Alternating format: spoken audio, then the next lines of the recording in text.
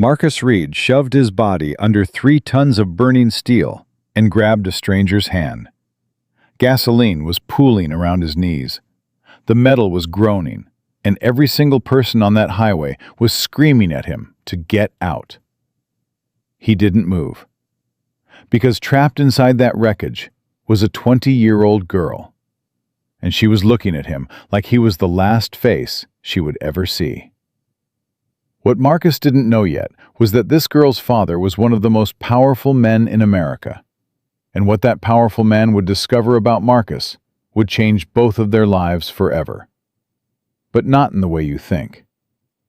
Drop a comment with the city you're watching from so I can see how far this story travels.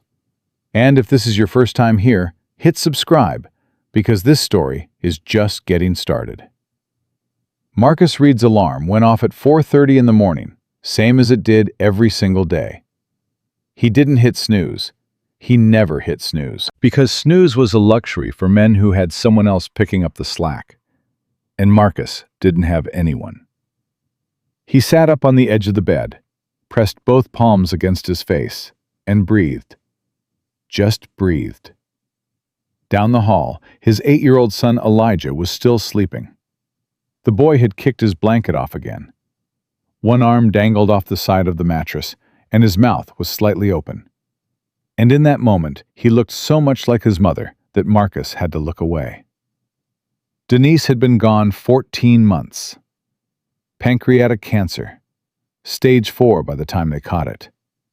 She was 31 years old, and the doctors talked about her like she was already a statistic. Marcus walked into the kitchen and started the coffee maker.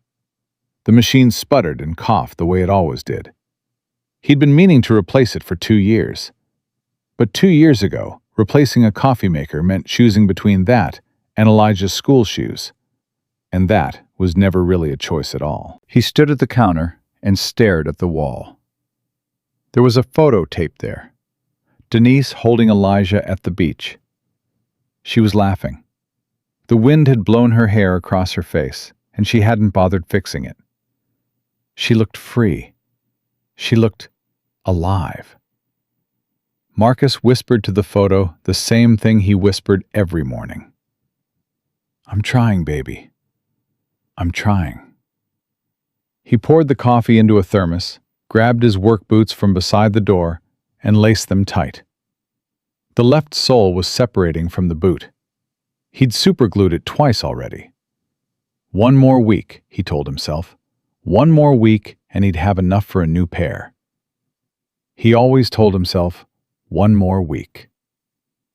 By 5:15, Marcus was in his truck heading toward Henderson. His first job was at an auto body shop where he did oil changes, brake replacements, and whatever else the owner threw at him. His second job started at 3 in the afternoon at a warehouse on the south end of Las Vegas, loading pallets until 9 at night. Between those 2 jobs, he made enough to keep the lights on, keep Elijah fed, and keep exactly 1 step ahead of the kind of trouble that swallows men whole when they fall behind. But Marcus was behind. He had 3 unpaid traffic tickets. One of them had turned into a bench warrant because he'd missed the court date. Not because he didn't care, because the court date fell on the same morning Elijah had a fever of 103, and there was no one else to take him to the doctor. He had a late payment on his truck. He had a collections notice from the hospital where Denise died. $27,000 they said he owed. $27,000 for the privilege of watching his wife leave this earth in a room that smelled like bleach. Marcus didn't talk about any of this, not to his co-worker Ray at the shop, not to his neighbor Mrs. Delgado, who sometimes watched Elijah in the evenings, not to anyone. Because talking about it meant admitting how close he was to the edge. And if he admitted that out loud, he was afraid the ground would give out beneath him. So he drove. He worked. He came home. He checked Elijah's homework. He read him a story. He fell asleep in the chair. And then the alarm went off again. That was Marcus Reed's life. Invisible. Steady. Holding on by his fingernails. and today was supposed to be no different. But the universe had other plans. It was a Thursday, late June, the kind of heat that turns the highway into a shimmering blur. Marcus had finished his first shift early because the shop was slow. He'd called Mrs. Delgado and told her he'd pick Elijah up from summer camp himself today. "He'll be so happy," she said. "That boy talks about you like you're Superman." Marcus laughed. Superman doesn't drive a truck with a cracked windshield. "Superman doesn't have to," she said. "You do. That's what makes you better." Marcus shook his head and hung up. He pulled onto the I-15 heading north, thermos wedged between his knees, windows down because the air conditioning had quit working 2 months ago. Traffic was normal for about 10 miles. Then it stopped. Not slowed. Stopped. Marcus leaned forward and looked up the road. He could see brake lights stretching into the distance. He could hear something too, a sound that didn't belong on a highway. Metal, scraping against asphalt. He pulled his truck to the shoulder and stepped out. About 200 yards ahead, he could see the shape of it. A large van, a commercial delivery vehicle, had crossed the median. It was upside down, resting on what was left of its roof. And beneath it, almost completely hidden, was the crumpled frame of a small red sports car. People were standing along the road. Some were on their phones. Some were just staring. Nobody was moving toward the wreck. Marcus started walking. Then he started jogging. Then he was running. As he got closer, the smell hit him. Gasoline. Strong. The kind of strong that tells you there's a lot of it, and it's going somewhere fast. A man in a polo shirt held up his hand. "Hey, buddy, you don't want to go over there. That thing's gonna blow." Marcus didn't stop. A woman grabbed his arm. "Sir, they said the fire department is coming. Just wait." Marcus pulled free. "How long?" "I don't know. 10 minutes, maybe?" "She doesn't have 10 minutes." The woman blinked.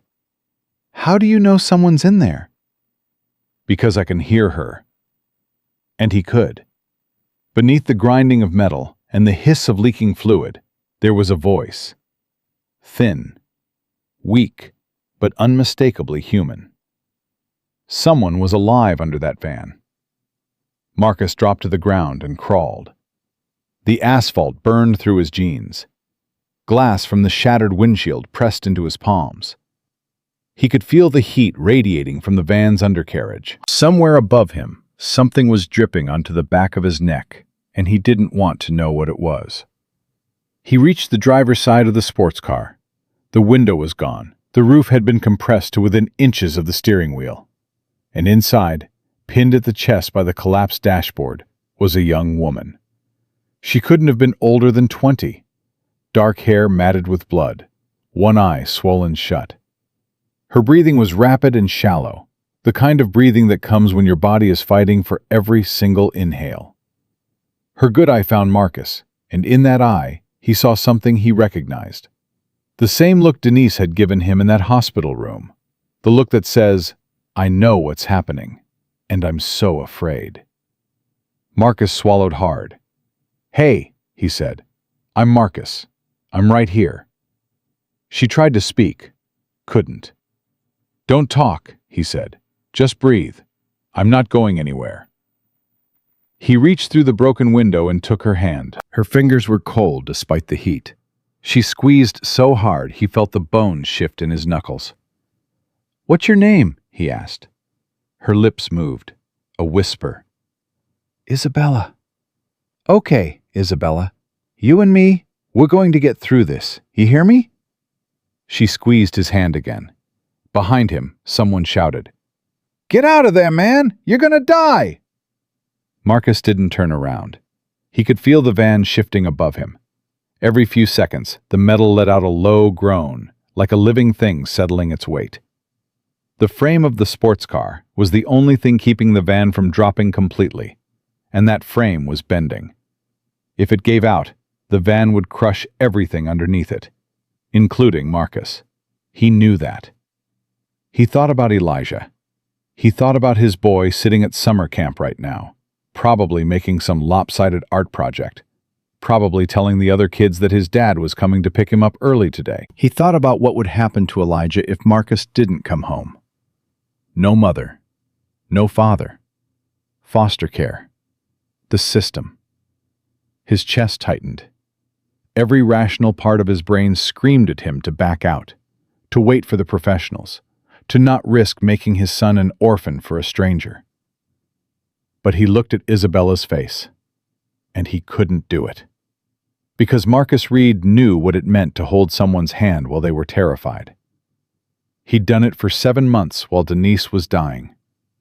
He'd sat in that hospital chair night after night and held her hand and told her everything was going to be okay, even when they both knew it wasn't. And the one thing he promised himself after Denise died was that he would never, ever let another human being face that kind of fear alone if he could help it. So he stayed. "Marcus," Isabella's voice was barely there. "I can't feel my legs." "That's okay," he said. "Your legs are just resting. They'll wake up." "Am I going to die?" He looked her dead in the eye. "Not today." She started to cry. Not loud, not dramatic. Just tears running down the side of her face and into her hair, and each one hit Marcus like a punch to the gut. "I called my dad," she whispered. "Before the crash. We were fighting. The last thing I said to him was that I hated him." Marcus tightened his grip on her hand. "You're going to call him again, and you're going to tell him whatever you need to tell him. But you're doing that later. Right now, your only job is to keep breathing." "I'm scared." "I know you are. I'm scared too." "You are?" "I got a little boy at home, 8 years old. He's waiting for me. So yeah, I'm scared. But I'm here, and I'm staying." Something changed in her face. The panic didn't leave, but something else arrived alongside it. Something that looked like trust. Minutes passed. They felt like hours. The gasoline smell got worse. Marcus could see the dark puddle spreading beneath the van, inching closer to where the engine block was still radiating heat. He didn't know how much time they had. He wasn't a firefighter. He wasn't trained for this. He was an auto mechanic and a warehouse worker and a father who hadn't slept more than 5 hours a night in over a year. But he knew cars, and he knew what happens when fuel meets a hot catalytic converter. "Isabella, I need you to stay as still as possible. Can you do that?" She nodded. "Good girl." He turned his head and shouted back toward the crowd. "Hey, I need someone with a phone. Call 911 again and tell them we have active fuel leak. Victim is pinned, and this van is going to go up if they don't get here fast." A man ran to make the call. Marcus turned back to Isabella. "Help's coming." "You keep saying that." "Because it keeps being true." She almost smiled. Almost. The van groaned again, louder this time. The metal above Marcus's head dropped a 1/4 inch. He felt it press against his shoulder blade. He didn't flinch, but his mind raced. If the van dropped another 6 inches, it would compress the space he was in to nothing. He'd be trapped too, and then they'd both be waiting for a fire that was becoming more inevitable with every passing second. He looked at the support beam of the sports car's A-pillar. It was cracked, but still holding. If he could wedge something underneath the van's frame, he could buy them maybe another few minutes of clearance. He looked around. His eyes landed on a chunk of concrete from the shattered median barrier. It was about 1 foot long and roughly triangular. "Isabella, I need to let go of your hand for just a second." Her eyes went wide. "No." "Just 1 second, I promise." Please don't leave me. I'm not leaving. I'm right here. But I need both hands for this. She stared at him. Then, slowly, she released his hand. Marcus reached for the concrete chunk. His back screamed as he twisted. He jammed the concrete under the van's frame, right next to the A-pillar of the sports car. It wasn't much, but it was a shim. An extra inch, maybe 2. He grabbed her hand again. "See?" he said. "Still here." She was shaking now, her whole body trembling. Shock was setting in. He could see it in the glassiness of her eyes, in the way her skin was going pale despite the heat. "Isabella, talk to me. Tell me something, anything." "Like what?" "Tell me about your dad. You said you were fighting. What about?" She swallowed. "He wanted me to come to some gala, some tech awards thing. I told him I didn't want to spend another night pretending to care about people who only talk to me because of his money." "Sounds like you got a good head on your shoulders." "He said I was being ungrateful." "Were you?" She paused. "Maybe. I don't know. He works so hard. He's always working. And I just wanted him to stop working for one night and actually be my dad instead of Victor Laurent, CEO of everything." Marcus nodded. "My son says something like that too. Different words, but same feeling." "What does he say?" "He says, 'Daddy, are you coming home tonight, or is work keeping you again?' And every time he asks me that, it breaks my heart. Because the answer is almost always that work is keeping me. And I can see in his face that he's learning not to expect me.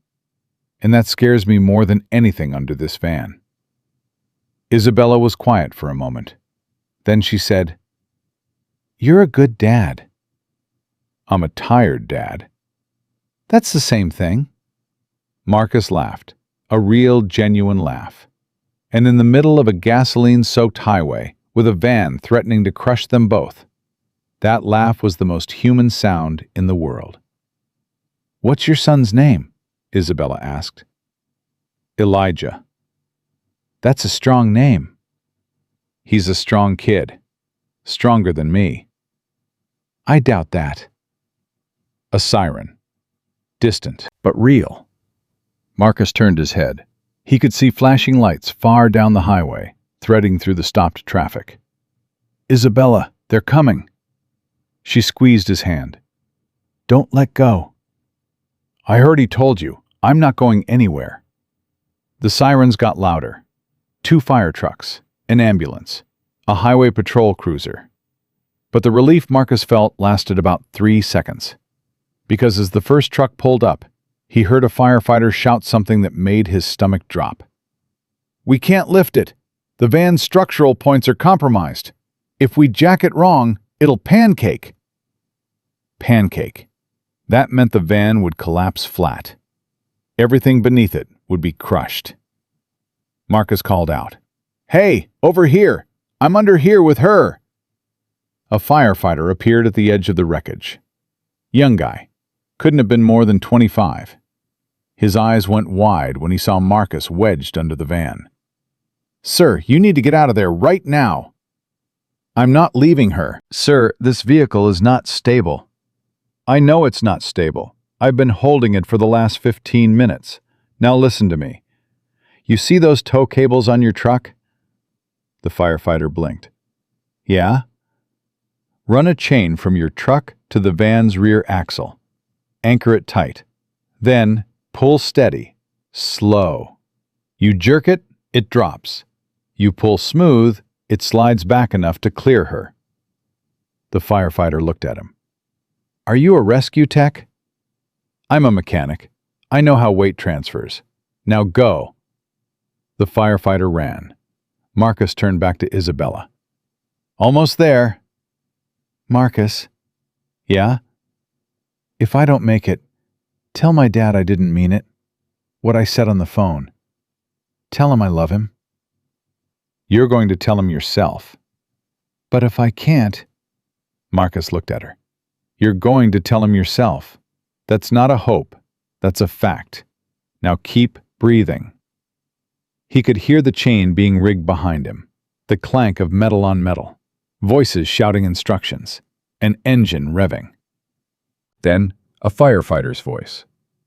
"On my count. 3, 2, 1, pull!" The chain went taut. The van resisted. Marcus felt the entire frame press down on his shoulder. Pain exploded through his back. He heard something pop, a tendon, a muscle, something that wasn't supposed to move that way. He bit down on his tongue so hard he tasted blood, but he didn't let go of Isabella's hand. "Pull!" the firefighter shouted again. The van shuddered. Then it moved. An inch. Then 2. Then 5. Marcus felt the weight lift off his back, and for a moment he thought he might pass out from the sheer relief of it. "She's clear!" someone yelled. "Get her out! Get her out now!" Hands reached in. Gloved hands. Steady hands. They pulled Isabella through the broken window, strapped her to a board, and carried her to the ambulance. Marcus tried to crawl out. His arms gave way. His face hit the asphalt. He tasted grit and blood and gasoline. Someone grabbed him under the armpits and dragged him clear. He rolled onto his back and stared at the sky. Blue. Endless. Indifferent. And then, behind him, a sound like the breath of a dragon. The van ignited. A fireball rolled upward into the Nevada sky, black smoke curling into the blue. The heat hit Marcus's face even from 30 feet away. 30 seconds. That's what the fire captain would later say. 30 seconds between Isabella's extraction and the explosion. Marcus lay on the ground and closed his eyes. He thought about Elijah. He thought about Denise. He thought about the fact that he was alive. And that somehow, impossibly, so was the girl whose hand he'd held. Around him, the world erupted into noise. Radios, shouting, the crackle of fire. But Marcus heard none of it. Because in that moment, the only thing he heard was his own heartbeat. Still going. Still going. And somewhere on the other side of the country, a phone rang in a corner office on the 62nd floor of a glass tower in Manhattan. Victor Laurent picked it up, and the world he had built started to crack. Victor Laurent had 17 missed calls in the last hour, and he hadn't looked at a single one. That was normal. Victor's phone rang the way most people's hearts beat. Constantly. Automatically. Without requiring attention. His assistant filtered everything. His chief of staff prioritized the rest. And Victor dealt with whatever survived that gauntlet, usually between meetings that were already running behind.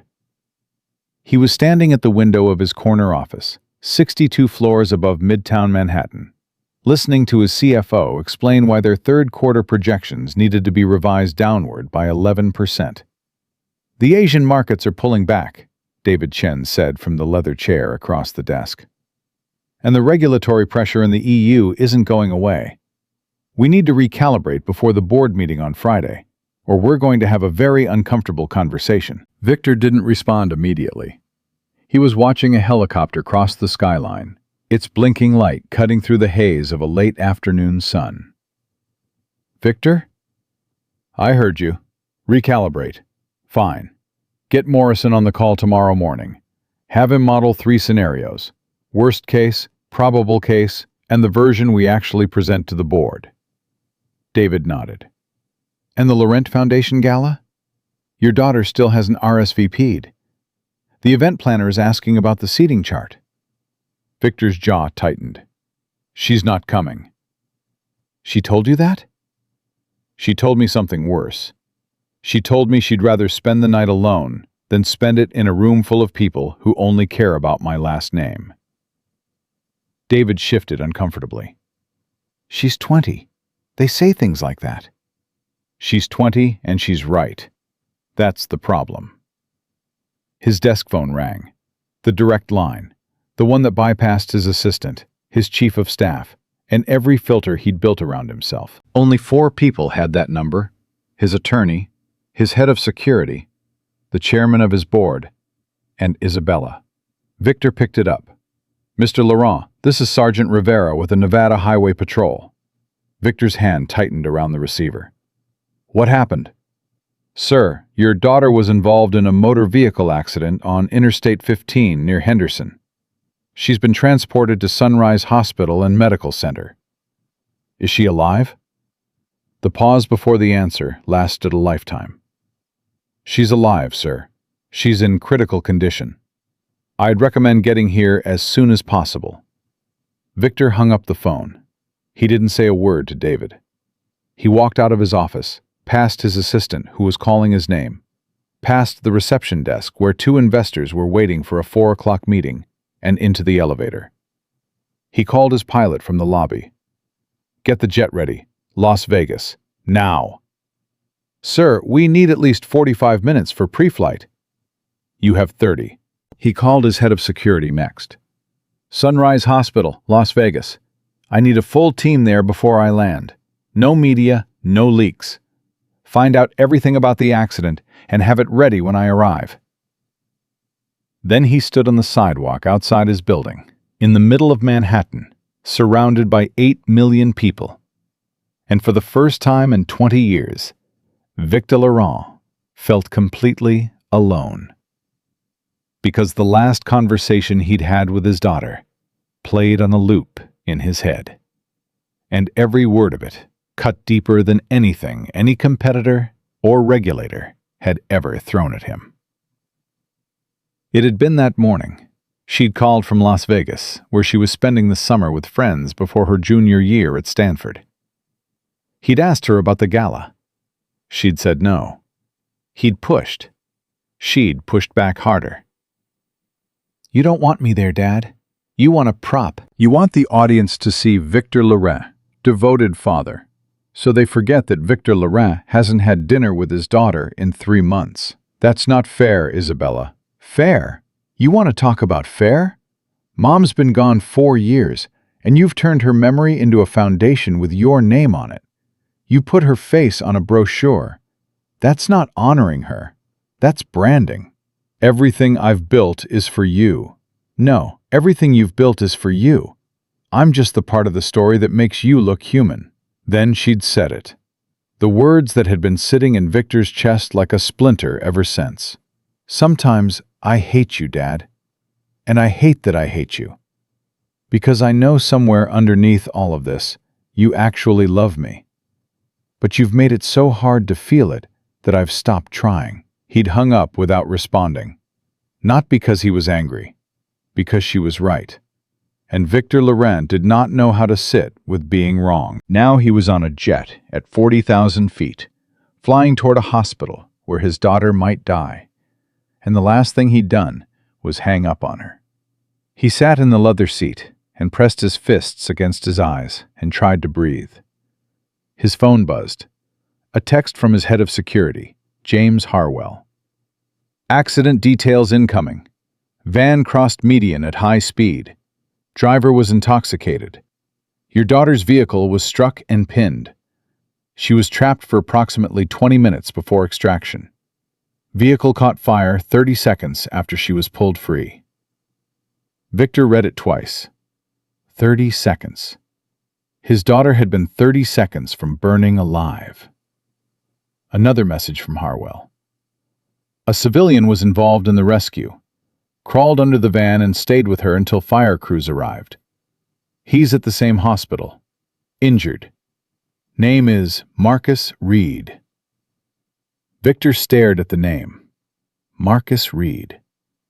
He didn't know it yet, but that name was about to rearrange everything he thought he understood about power, about worth, and about what it means to be a man.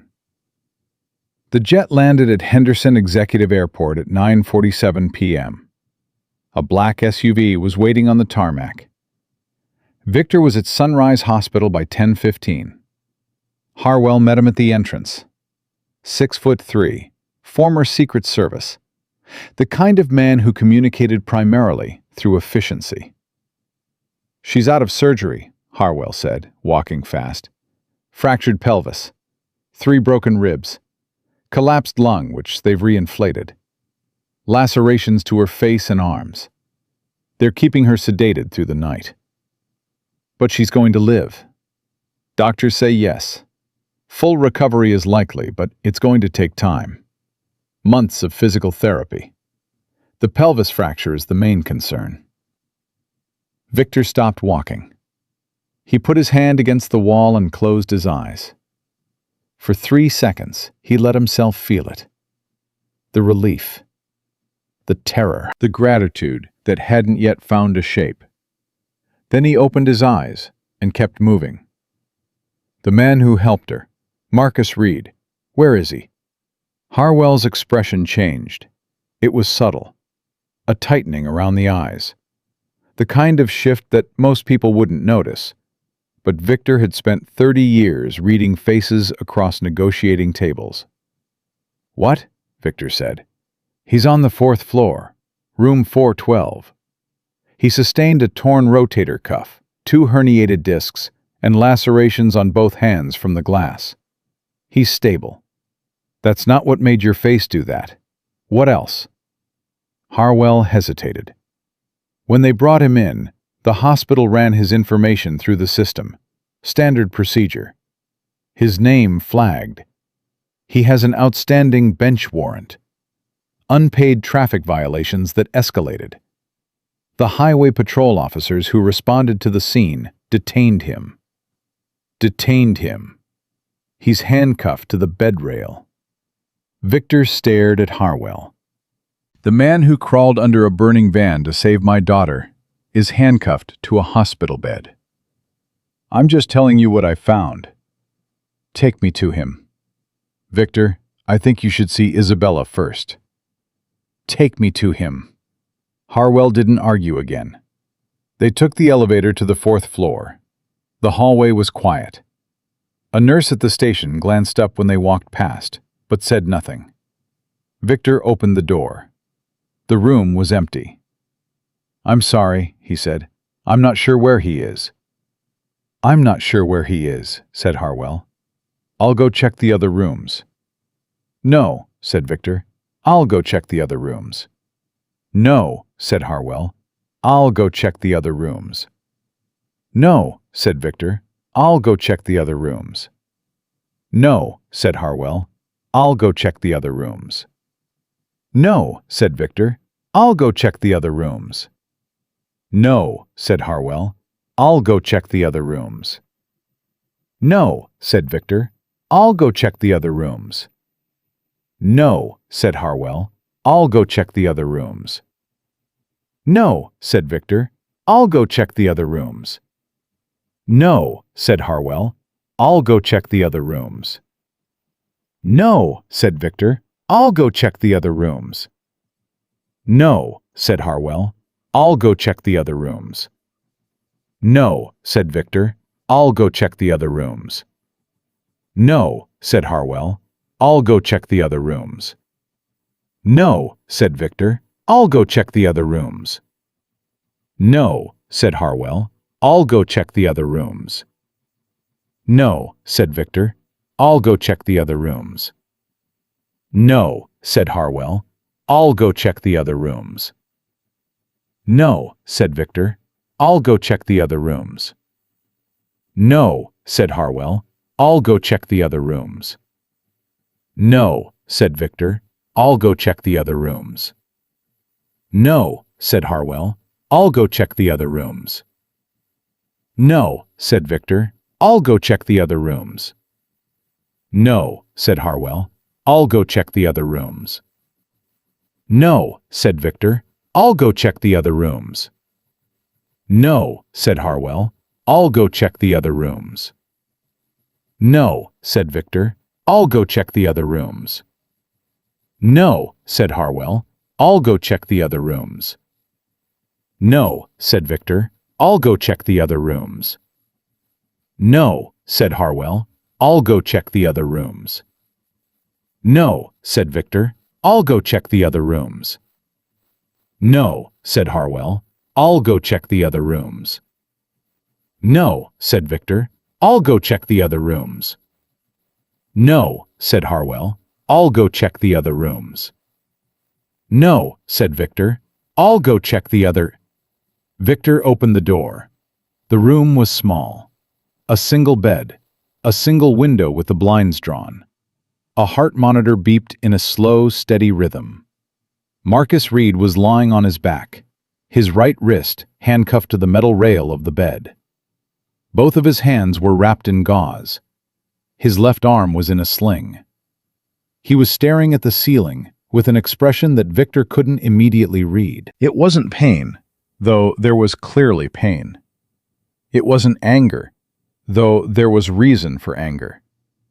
It was something quieter, something that looked like a man who had made peace with the fact that the world was going to treat him exactly the way it always had, no matter what he did. A young highway patrol officer sat in a plastic chair by the door, scrolling through his phone. He looked up when Victor entered. "Sir, this room is restricted." Harwell stepped forward. "This is Victor Laurent. The girl Mr. Reed pulled from that car is his daughter."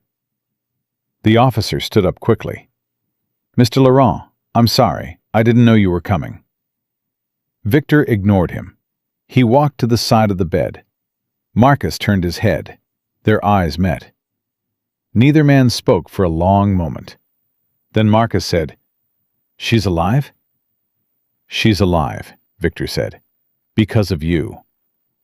Marcus closed his eyes. The tension in his face released, just slightly, and Victor watched a single tear run from the corner of his eye down to the pillow.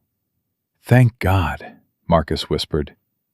Victor pulled the chair closer to the bed and sat down. He looked at the handcuff on Marcus's wrist. Then he looked at the officer. "What's he being held for?" The officer cleared his throat. "Outstanding bench warrant, sir. Failure to appear on traffic citations." "Traffic citations." "Yes, sir.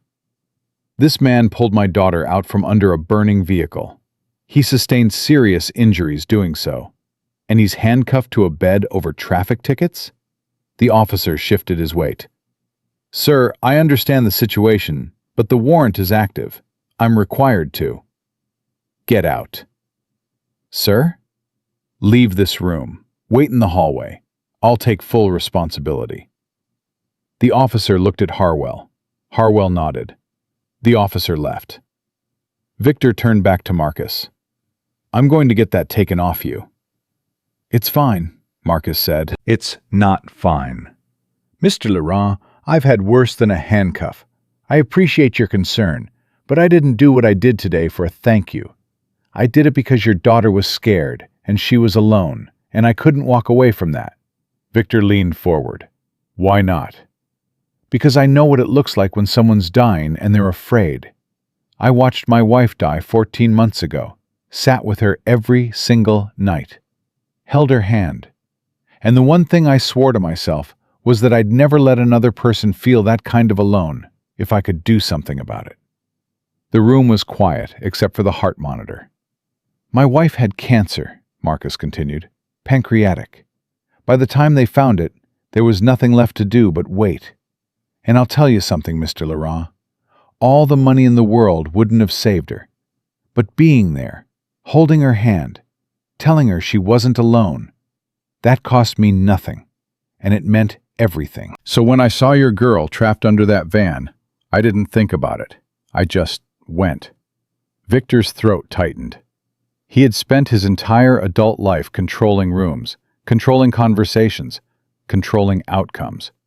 But sitting in this hospital room, across from a man who had nothing and had given everything, Victor Laurent had no words. Finally, he said, "What do you need?" Marcus looked at him. "I need to call my son." "Your son?" "Elijah. He's 8. He's with a neighbor. He doesn't know where I am. He's probably terrified." "I'll get you a phone." "I'd appreciate that. And Mr. Laurent?" "Yes?" "Don't feel like you owe me something. I didn't save your daughter for a reward. I saved her because that's what you do when somebody needs help.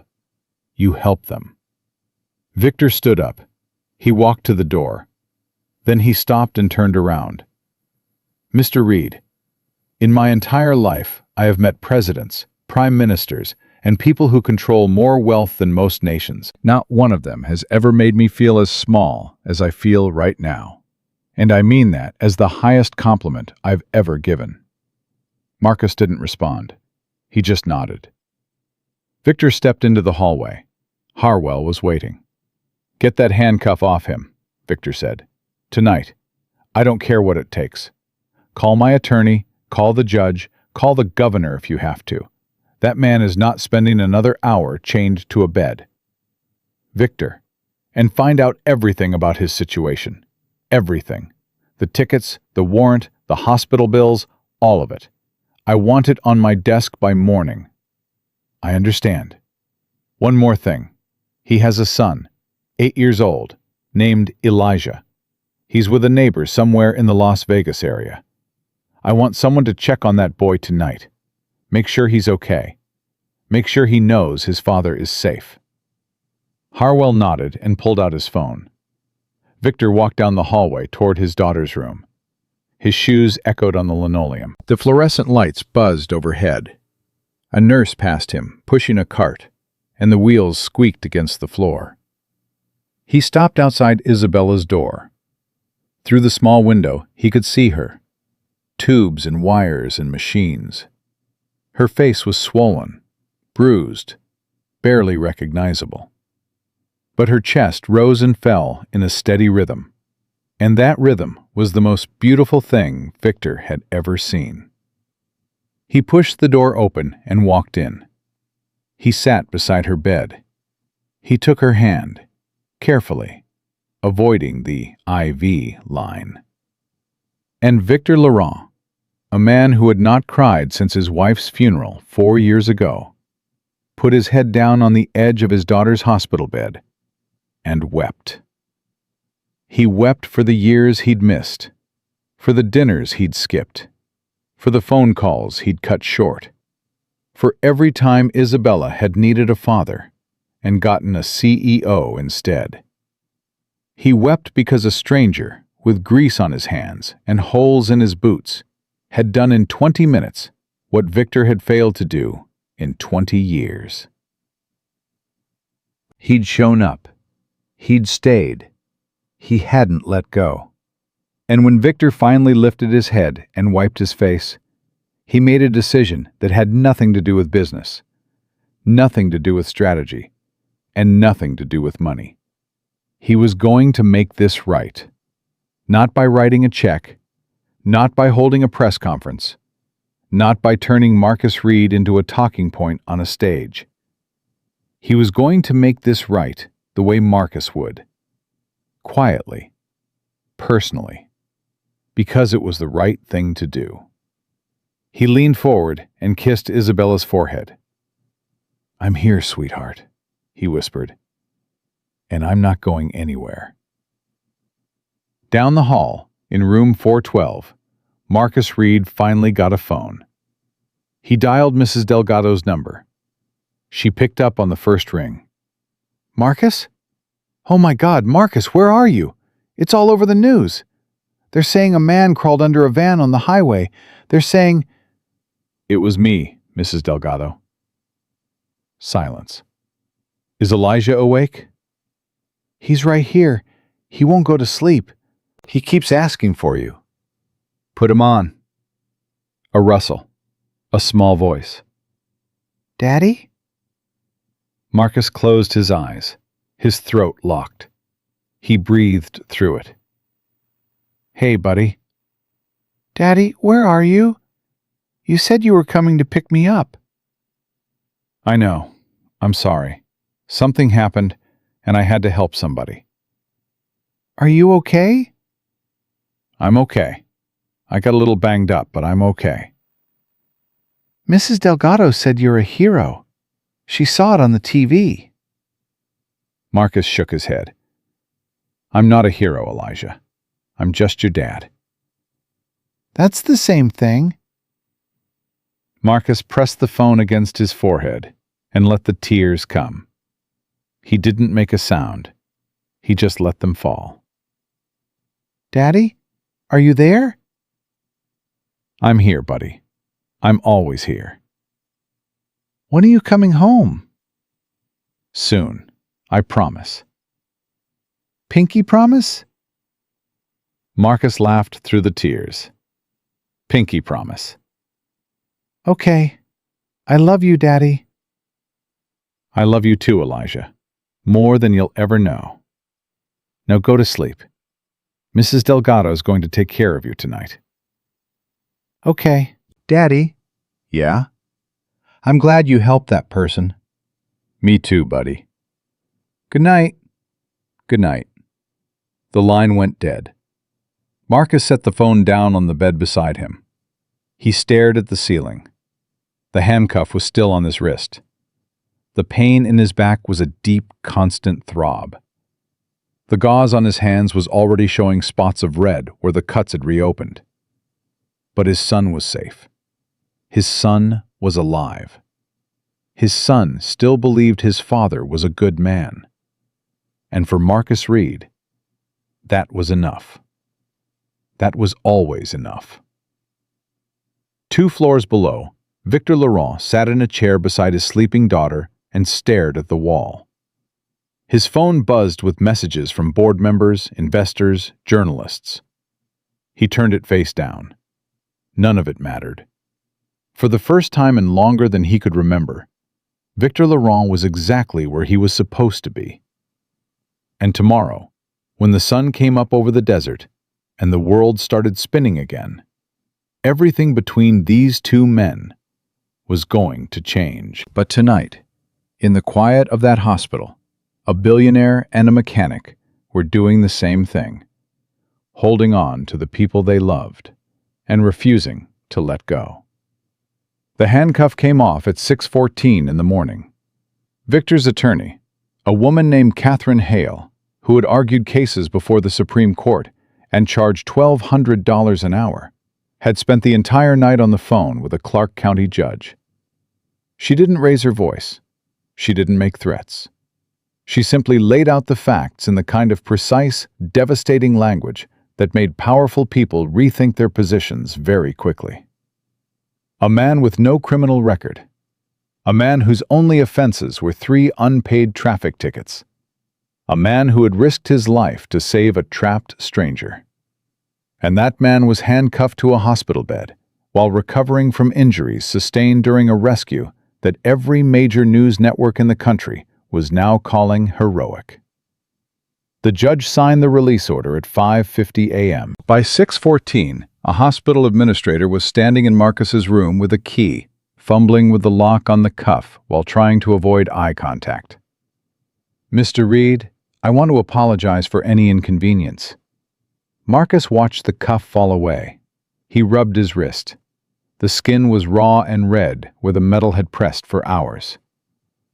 "Inconvenience," he repeated. "If there's anything the hospital can do to make your stay more comfortable, you can stop talking and let me sleep." The administrator left. Marcus lay back on the pillow and stared at the ceiling, the same ceiling he'd been staring at all night. His back throbbed. His hands burned under the gauze. His shoulder felt like someone had driven a railroad spike through it. But the handcuff was off, and somehow, that small thing, that removal of a piece of metal from his wrist, hit him harder than anything else. Because the handcuff hadn't just been holding his arm. It had been telling him something. It had been telling him what he already knew, what he'd known his entire life. That in this country, certain men can do extraordinary things and still be treated like suspects. Marcus closed his eyes. He didn't sleep. 2 floors below, Victor hadn't slept either. He'd spent the night in the chair beside Isabella's bed, drifting in and out of a restless half-consciousness that wasn't quite sleep and wasn't quite waking. Every time a nurse came in to check her vitals, he'd sit up straight, ask if anything had changed, and then settle back into the chair when they assured him she was stable. At 7 a.m., Isabella's eyes opened. Victor was on his feet instantly. He leaned over the bed and took her hand. "Isabella, I'm here. Can you hear me?" Her eyes were foggy, unfocused. The sedation was still wearing off. She blinked several times, and Victor could see her trying to piece together where she was and why everything hurt. "Dad?" "I'm right here." "What happened?" "You were in an accident, sweetheart, on the highway. But you're safe now. You're in the hospital." Her face changed. The fog lifted just enough for the memory to come through, and Victor watched fear flood back into her eyes. "The van," she whispered. "It was on top of me." "I know." "There was a man. He crawled under. He held my hand." "His name is Marcus. He's here in the hospital too. He's okay." Isabella's grip tightened on Victor's hand. "Dad, he wouldn't leave. Everyone was telling him to get out, and he wouldn't leave. He stayed with me the whole time." "I know. I've talked to him." "Is he really okay?" "He's hurt, but he's going to be fine." Isabella's eyes filled with tears. "I thought I was going to die. I really thought that was it. And he just showed up out of nowhere, and he talked to me, and he held my hand, and he told me I wasn't going to die. And I believed him. I don't know why. I just believed him." Victor squeezed her hand. "Because he meant it. Dad, the last thing I said to you on the phone." "Don't." "No, I have to. I told you I hated you. And then I was trapped under that van, and all I could think about was that those were going to be my last words to you. And I made Marcus promise that if I didn't make it, he'd tell you I didn't mean it." Victor's chest constricted. He brought her hand to his lips and pressed it there. "You're here," he said. "You're alive. That's all that matters." "It's not all that matters, Dad. I need you to hear me. I don't hate you. I'm angry at you. I'm angry because you're never around, and when you are around, you're not really there. But I don't hate you. I could never hate you." "I know." "Do you? Because sometimes I think you'd rather be hated than be present. At least hatred doesn't require you to change anything." Victor sat back. The words landed hard. Not because they were cruel, but because they were precise. His daughter had his mind, his ability to cut straight to the core of a problem. And right now, she was using that ability on him. "You're right," he said. "I've been hiding behind the work. I've been using it as an excuse. And I'm sorry. I'm sorry for every dinner I missed, every call I cut short, every time you needed your father and got a voicemail instead." Isabella searched his face. "You mean that?" "I mean it more than anything I've ever said in a boardroom." She nodded slowly. Then she winced, and Victor saw the pain register across her face as she tried to shift her position. "Don't move," he said. "Your pelvis is fractured. You've got broken ribs. You need to stay still." "Dad, I need to see him. Marcus, I need to thank him." "You will. When you're stronger." "No, Dad. Today. Please. I need him to know." Victor looked at his daughter. 20 years old. Broken body. Broken pride. But that same fire in her eyes that her mother used to have. The fire that said, "I'm not asking for permission. I'm telling you what's going to happen." "I'll arrange it," he said. Victor stepped into the hallway and found Harwell standing exactly where he'd left him, as if the man hadn't moved all night. Knowing Harwell, he probably hadn't. "I need Marcus Reed brought down to Isabella's room. Wheelchair if he can't walk." "He can walk," Harwell said. "Slowly. His back is the main issue." "Then help him get down here." Harwell hesitated. "Victor, before you do this, there's something you need to see." He held out a tablet. On the screen was a news broadcast. The anchor was mid-sentence, and beneath her face, the chyron read, "Hero Dad saves billionaire's daughter, handcuffed after rescue." Victor took the tablet and watched. The footage was shaky, shot from someone's phone on the highway. It showed Marcus crawling toward the wreckage. It showed the crowd standing back. It showed the firefighters arriving, the chain being rigged, the van being pulled. And then the fireball. Then the broadcast cut to a photograph. Marcus in a hospital gown, his wrist handcuffed to the rail, his eyes staring straight ahead. Someone had taken the photo through the window of his room door. The anchor's voice was tight with barely concealed outrage. According to sources, Mr. Reed was detained at the hospital over unpaid traffic violations, despite his role in the rescue. The image has gone viral on social media, sparking widespread criticism of the Nevada Highway Patrol and raising questions about how civilian heroes are treated in this country. Victor set the tablet down. "How many people have seen this?" he asked. As of 20 minutes ago, the photo has been shared over 2 million times. It's trending nationally. Every major outlet has picked it up. And Marcus? Does he know? I don't think so. He doesn't have a smartphone. The phone you gave him last night is a basic model. Victor pressed his thumb and forefinger against the bridge of his nose. This was about to become a storm. The kind that takes on its own momentum, that turns real people into symbols and symbols into targets. Get the PR team on standby. But nobody makes a statement until I talk to Marcus. This is his story, not mine, not ours. His. Harwell nodded and left. 20 minutes later, Marcus Reed walked into Isabella's room. He moved slowly. Each step was deliberate, careful, the walk of a man whose body was screaming at him to lie down. His hands were still wrapped in gauze. His left arm was still in the sling. He was wearing a hospital gown and a pair of socks that didn't match, and he looked like he hadn't slept in a week. But he was standing. Isabella saw him from the bed, and her face crumbled. "Marcus!"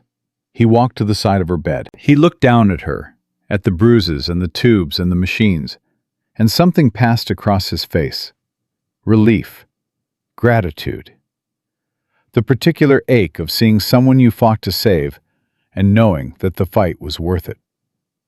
"Hey, Isabella." "You came." "Your dad said you wanted to see me. I wasn't going to say no." She reached out her hand. He took it. The same hand he'd held under the van. The same grip. But this time, there was no gasoline, no grinding metal, no countdown to disaster. Just two people connected by the worst and best moment of their lives. "Thank you," Isabella said, and her voice broke on the second word. "Thank you for not leaving me." "I told you I wouldn't." "I know, but people say things like that all the time. They say I'm here for you, and I won't leave, and it's going to be okay. And most of the time they don't mean it. You meant it." Marcus sat down in the chair beside her bed, the same chair Victor had occupied all night. "I meant it because I've been on the other side of it.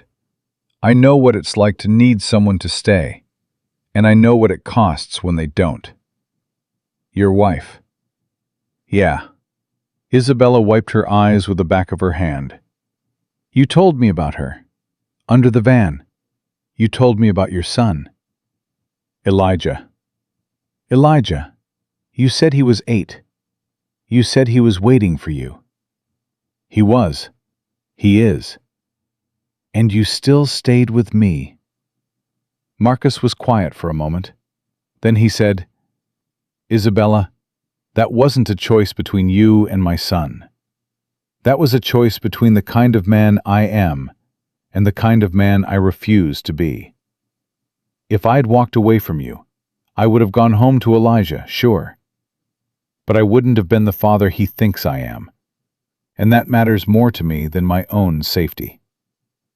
Victor stood by the window, listening.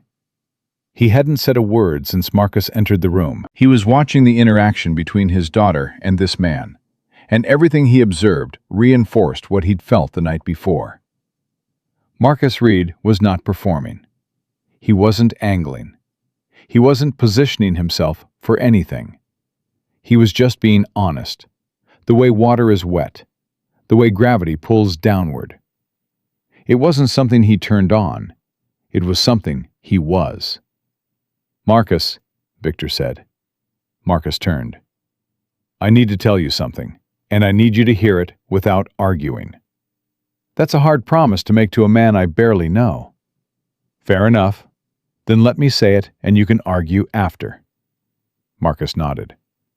"The photo of you handcuffed has gone national. Every news network in the country is running it. Social media has turned it into the biggest story of the week. People are angry. They're angry that you saved a life and got detained for traffic tickets. They're angry about what it represents." Marcus's expression didn't change. "I didn't ask for any of that." "I know you didn't, but it's happening, and it's going to get louder. Reporters are going to want to talk to you. Producers are going to offer you money for interviews. Politicians are going to try to stand next to you for photos. And every single one of them is going to try to turn you into a story that serves them." "Then they're going to be disappointed." "They are, because I want to make sure you're protected. I have attorneys. I have a communications team. I want to put them at your disposal, not to control your story, to make sure nobody else does." Marcus leaned back in the chair. He winced as his back protested. "Mr. Laurent, I appreciate that. I do.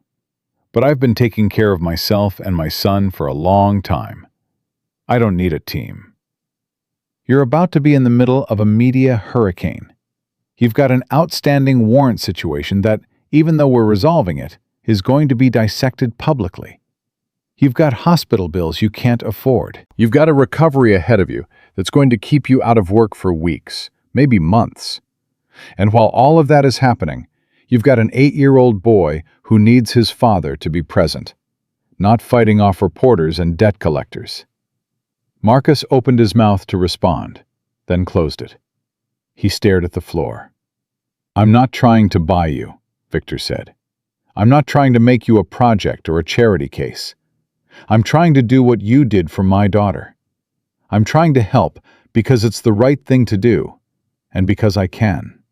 There's a difference between helping and controlling, Mr. Laurent. In my experience, men with your kind of money don't always know which one they're doing." Victor took that hit. He absorbed it the way Marcus had absorbed the weight of the van, without flinching, because he knew it was earned. "You're right," Victor said. "And if I cross that line, I expect you to tell me, directly, the way you just did." Marcus studied him. For a long time, neither man spoke. Isabella watched them both, her eyes moving from her father to Marcus and back, witnessing something she'd never seen from her father before. Humility. Real humility. Not the practiced humility of a keynote speech or a magazine interview. The kind that comes when a man realizes he's standing in front of someone who has something he can't acquire. "Okay," Marcus said finally, "but I have conditions." "Name them." "First, my son never becomes part of this. No cameras, no interviews, no photos. Elijah is 8 years old, and he's been through enough. He lost his mother. He almost lost his father. He doesn't need strangers turning him into a hashtag." "Done." "Second, whatever legal help you give me, it has to be real. Not some PR stunt where you wave a wand and make everything disappear so it looks good on TV. I want every ticket, every fine, every warrant dealt with through proper channels. I don't want anyone to be able to say I got special treatment because a rich man felt sorry for me. That's exactly how I want it done.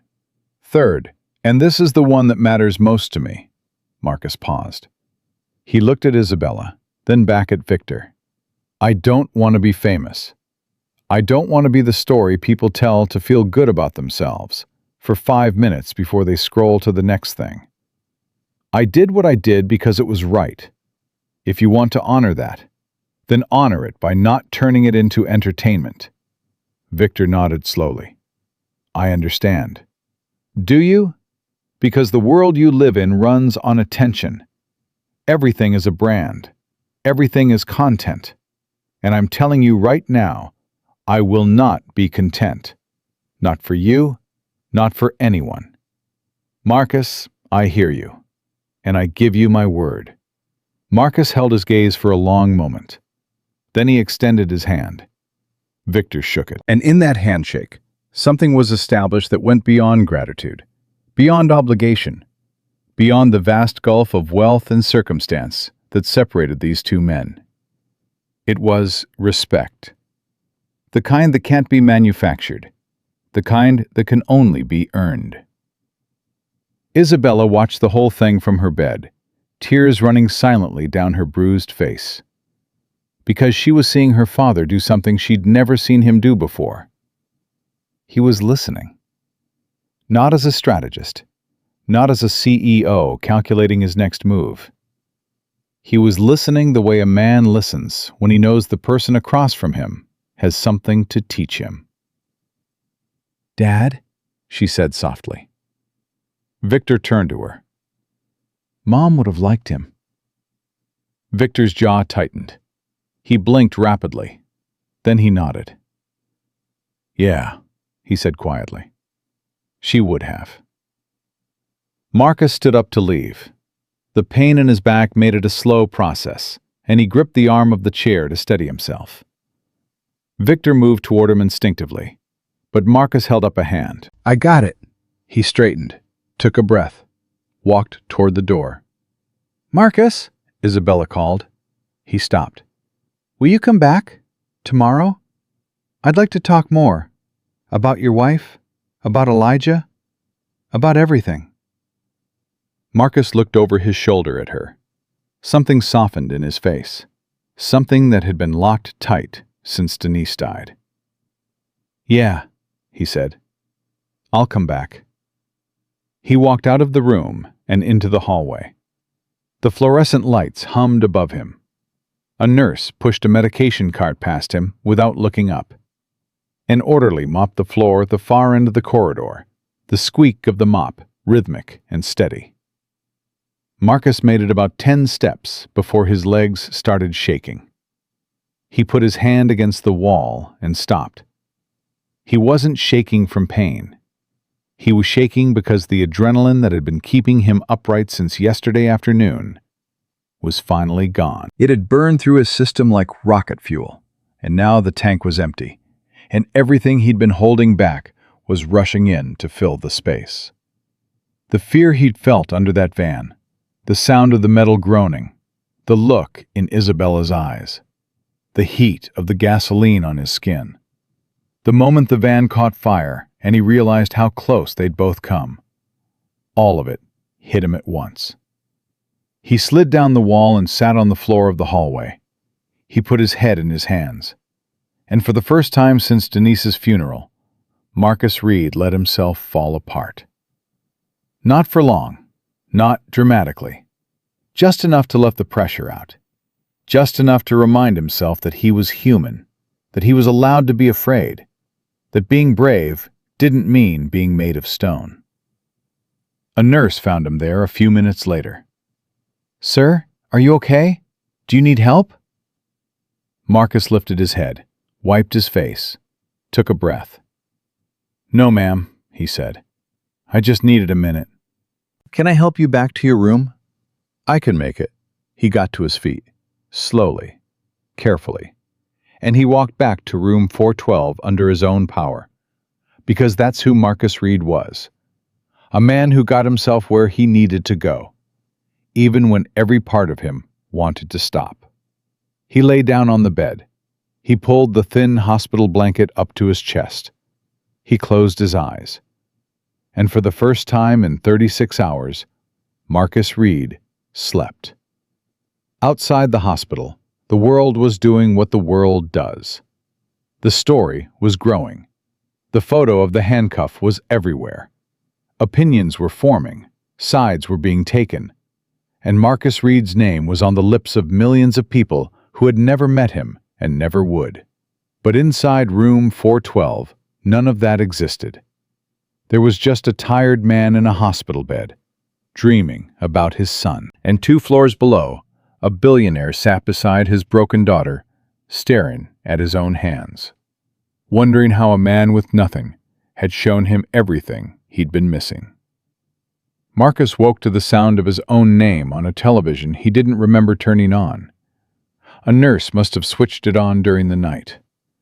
The volume was low, but the words were clear enough. A morning news anchor was reading from a teleprompter with the kind of practiced concern that network television had perfected over decades. The story of Marcus Reed continues to captivate the nation. The 33-year-old single father who crawled under a burning vehicle to rescue the daughter of tech billionaire Victor Laurent remains hospitalized in Las Vegas. Meanwhile, the viral photo of Reed handcuffed to his hospital bed has sparked a national conversation about how America treats its everyday heroes. Marcus reached for the remote and turned it off. He lay there in the silence and tried to figure out what day it was. Thursday. No, Friday. He'd been in this bed for 2 days. 2 days away from work. 2 days of lost wages he couldn't afford. 2 days of Elijah waking up in Mrs. Delgado's apartment instead of his own bed. The door opened. A doctor walked in. Young. Confident. The kind of confidence that comes from years of medical school and not enough years of actual life. "Mr. Reed, good morning. How's the pain?" "Manageable." "On a scale of 1 to 10? 5. The doctor raised an eyebrow. "Your MRI shows 2 herniated discs and a grade 2 rotator cuff tear. Most people with those injuries would say 8 or 9. Most people aren't used to working with a bad back." The doctor nodded slowly and sat on the rolling stool by the bed. "I need to be straight with you, Mr. Reed. Your injuries are serious. The herniated discs are pressing on your spinal nerves. If you go back to physical labor before they heal properly, you're looking at potential permanent damage. Chronic pain, loss of mobility. Worst case, you could lose function in your left arm." Marcus stared at him. "How long?" "For full recovery?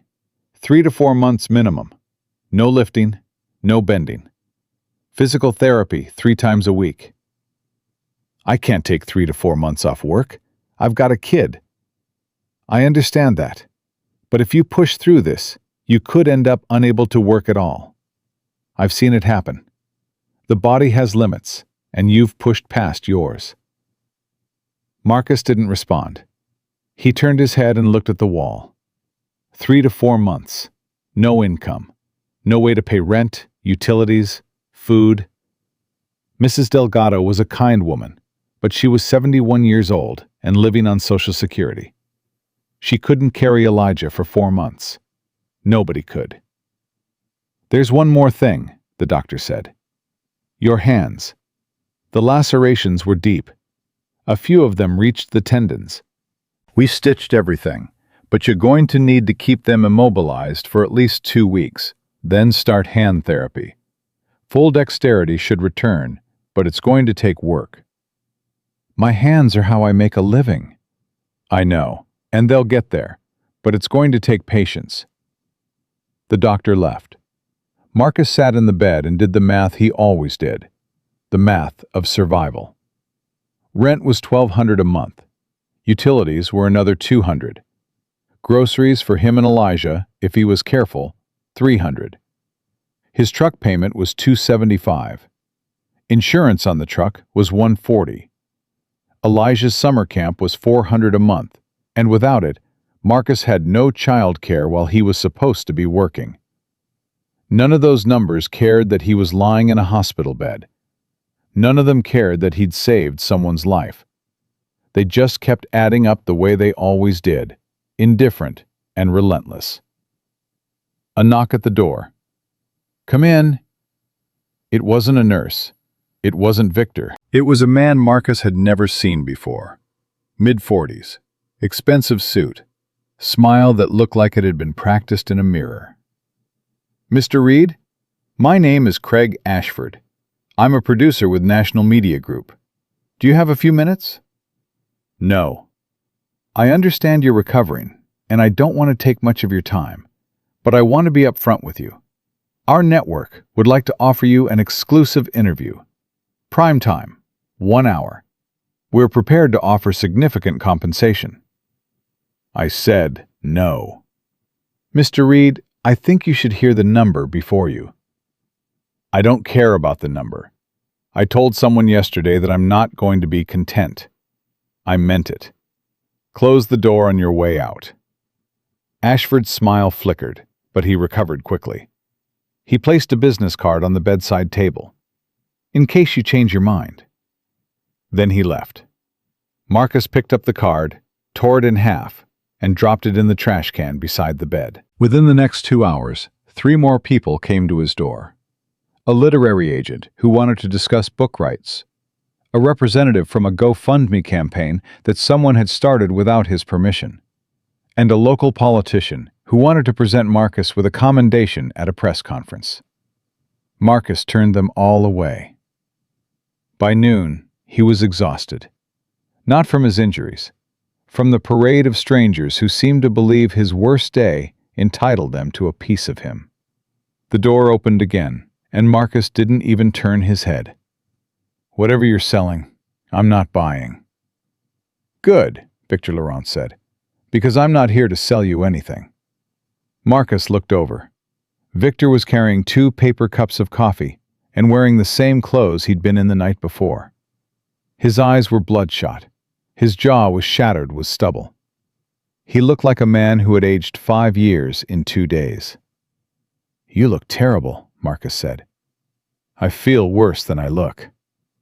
Victor handed him a cup. Black. "I didn't know how you take it. Black is fine." Victor sat down in the chair beside the bed. He took a long drink of his coffee and then set it on the table. "I owe you an apology," Victor said. "For what?" "I told you yesterday that I'd make sure you were protected, that nobody would exploit this situation. And then I spent the entire morning dealing with the fact that my own PR team leaked your discharge timeline to a reporter in exchange for favorable coverage of me." Marcus's eyes hardened. "They did what?" "My head of communications thought it would be good optics to have cameras at the hospital when you were released. A hero's send-off. Billionaire welcomes hero. That kind of thing." "And you let that happen?" "I didn't know about it until an hour ago. When I found out, I fired him. On the spot. In front of the entire team." Marcus set down his coffee. "Mr. Laurent, this is exactly what I was talking about. The machine you live in, it doesn't know how to do anything without turning it into a show. Your guy didn't leak that because he's a bad person. He leaked it because that's how your world works. Everything is leverage. Everything is positioning. And I'm sitting here in a hospital gown with my hands wrapped in gauze, and your people are trying to figure out how to use me. You're right, and I'm ashamed of it. Don't be ashamed. Just fix it." "I am fixing it. That's why I'm here. To tell you what happened, and to tell you it won't happen again." "Can you promise that?" Victor paused. He looked at Marcus with an expression that was rare for a man of his stature. Uncertainty. "I can promise you that I'm trying. And I can promise you that if it happens again, you'll hear about it from me first, not from a TV screen." Marcus held his gaze. Then he nodded. "Okay." They sat in silence for a minute, the kind of silence that happens between men who are figuring out whether they can trust each other. Not the shallow trust of a business deal, where the contract does the heavy lifting. The real kind. The kind that exists between 2 people who have seen each other clearly. "Catherine Hale, my attorney, finished the review of your legal situation this morning," Victor said. "You want to hear it?" "Go ahead." 3 traffic citations. 1 was a broken taillight. 1 was an expired registration. 1 was a failure to signal. Total fines, with penalties and late fees, came to $2,200. The bench warrant was issued when you missed the court date for the taillight ticket. That bench warrant is what flagged when the hospital ran your name. I know all this. I know you do. But here's what you might not know. The original fine for the broken taillight was $75. Because you couldn't pay it on time, it doubled. Then a court fee was added. Then a failure to appear fee. Then a bench warrant processing fee. By the time it reached the system that flagged you at this hospital, that $75 taillight ticket had become a $1,200 legal problem with a warrant attached. Marcus said nothing. $1,200, Victor repeated, for a broken taillight.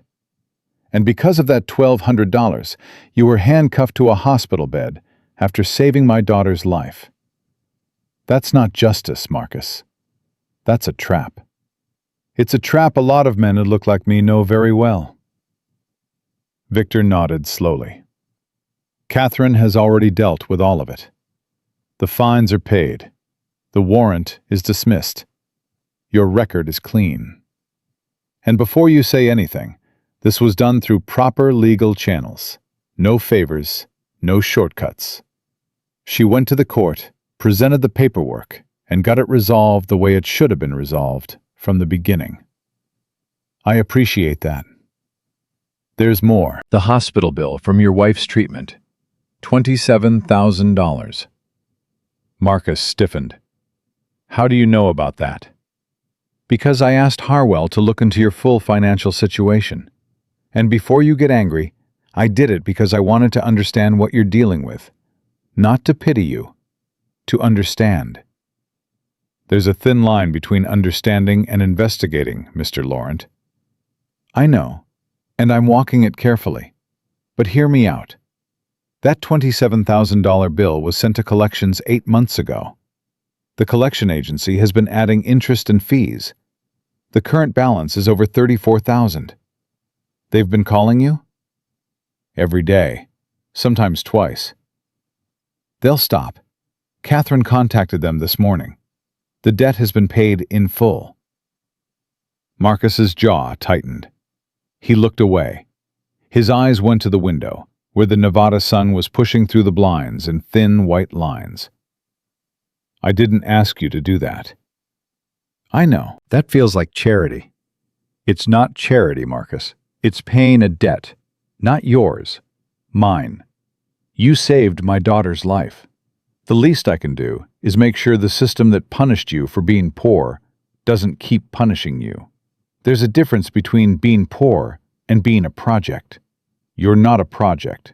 You're a man who's been carrying more weight than any one person should carry. And I'm in a position to take some of that weight off your shoulders. Not because you owe me anything, because I owe you everything. Marcus was quiet for a long time. When he finally spoke, his voice was lower, rougher. The voice of a man fighting against the part of himself that wanted to accept help, but had been conditioned to believe that accepting help meant accepting defeat. The hospital bill, he said. Denise spent her last 3 weeks in that hospital. I sat in a plastic chair next to her bed every night. The nurses used to bring me blankets because the room was cold. And after she died, after I'd watched the woman I love take her last breath, they handed me a bill. In the lobby, before I'd even left the building. I was holding the bag with her personal effects in one hand, and they put an invoice in the other. $27,000. For the privilege of watching my wife die. Victor said nothing. He just listened. I've been carrying that number around like a stone in my pocket for 14 months. Every time my phone rings and I don't recognize the number, my stomach drops. Every time I open the mailbox and see an envelope from that agency, I feel like the walls are closing in. I've had nightmares about it. Not about Denise dying, about the bill. About what happens to Elijah if they garnish my wages or take my truck. He turned back to Victor. So when you tell me that debt is gone, I don't feel grateful. Not yet. What I feel is angry. I'm angry because it took a billionaire's daughter almost dying for someone to look at my situation and say, "This isn't right." I've been drowning for over a year, and nobody saw it. Nobody cared. And now, suddenly, because there's a viral photo and a good story, people want to help. That's a fair thing to feel. It's not fair. It's the truth. And there's a difference. Victor leaned forward. Marcus, I can't fix the system. I can't go back and change the fact that nobody helped you sooner. But I can do something now. And I'd rather do something imperfect now than do nothing perfect later. Marcus almost smiled. Almost. That's the first thing you've said that sounds like a real person instead of a CEO. I'm working on it. A beat of silence. Then Marcus said, "The hospital bills from this stay, mine and my recovery, what are those looking at?" "Already covered, entirely." "And my time off work? The doctor says 3 to 4 months." "I know. I talked to him this morning." "You talked to my doctor?" "I asked him about your prognosis. He told me the timeline. Marcus, I've already set up a fund. Not a public one. Private. It will cover your rent, your utilities, your son's summer camp, your groceries, your truck payment, and your physical therapy for the next 6 months. After that, we'll reassess." Marcus shook his head. 6 months. If you need more, it'll be there. "And what do you want in return?" "Nothing." "Nobody gives something for nothing. That's not how your world works." "You're right. It's not how my world works. It's how yours does. You crawled under a van for a stranger and wanted nothing in return. I'm trying to learn from you." The room went quiet. Marcus looked at the man sitting across from him. A billionaire in a rumpled suit, drinking bad hospital coffee, with red eyes and a cracked voice, trying to explain that he wanted to do good without strings attached. And Marcus made a choice. Not an easy one. The kind that requires a man to set down his pride the way you'd set down a heavy tool at the end of a long day. Carefully, deliberately, knowing you can pick it back up if you need to. "Okay," Marcus said, "but we do this my way." "What does that mean?" "It means I go home, to my apartment, not to some penthouse you've set up. I go back to my neighborhood, my life, my son's school. Elijah doesn't get uprooted. He doesn't get overwhelmed. He comes home to his own bed, his own room, his own normal." "Absolutely." "And when I'm healed, I go back to work, my work, not some position you've created for me at one of your companies so you can feel like you've changed a life. I'm a mechanic. I'm good at it, and there's no shame in that. There's tremendous dignity in that. Don't patronize me. I'm not. My father was an electrician. He worked with his hands every day of his life until his body gave out. I watched him come home with burns on his arms and tape on his fingers, and he never once complained. He put food on the table, and he was there for dinner every night. I built $1 billion company, and I can't say the same." Marcus studied him. "Your father, is he still alive?" "He died 12 years ago. Heart attack. He was 61. "Were you there?" Victor paused. The pause said everything. "No," he said quietly. "I was on a conference call in Tokyo. My mother called me from the hospital. He was gone before I could get a flight. I'm sorry. Don't be sorry for me. Be sorry for him. He deserved better than a son who showed up to the funeral in a private jet." Marcus let that sit. He didn't push it. He didn't comfort it. He just let the truth of it exist in the room between them, the way honest men do when someone exposes a wound. "Your daughter loves you," Marcus said. "She told me. under the van. She was terrified she was going to die, and the thing she was most afraid of wasn't the pain. It was that you'd think she hated you. Victor's hand trembled slightly around the coffee cup. She doesn't need you to be a billionaire, Mr. Laurent. She needs you to be her dad. Trust me, I know. Because my son doesn't care about the truck I drive or the apartment we live in. He cares that I'm there when he wakes up. He cares that I read him a story at night.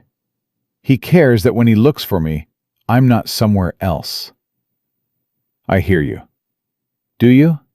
Because I'm about to go home and sit on my couch for 4 months with a busted back. And every single day of that, I'm going to be with my son. Every morning, every night. And I'm going to hate being hurt, and I'm going to hate not working. But I'm going to love every second I have with him. Because that time is what matters. That's the only thing that matters. Victor set down his coffee. He stood up and walked to the window. He pressed his hand against the glass. The sun was directly overhead now. The city sprawled beneath the hospital in every direction. Concrete and heat and millions of lives being lived. I've spent 20 years building things, Victor said. Companies, products, systems. I've created things that changed how people communicate, how they work, how they live. And I was so proud of all of it. So damn proud. And then I watched a security video of a man with nothing crawl under a van to hold my daughter's hand while I was 62 floors up, arguing about quarterly projections. He turned around. That video broke something in me, Marcus. Something that needed to be broken. Because I realized that everything I built was a way of avoiding the one thing I was too afraid to do. What's that? Be present. Just be there. Without an agenda, without a strategy, without a reason. Just show up and stay. That's the hardest thing in the world, Marcus said. And it's also the simplest. How do you do it? One day at a time. One morning at a time.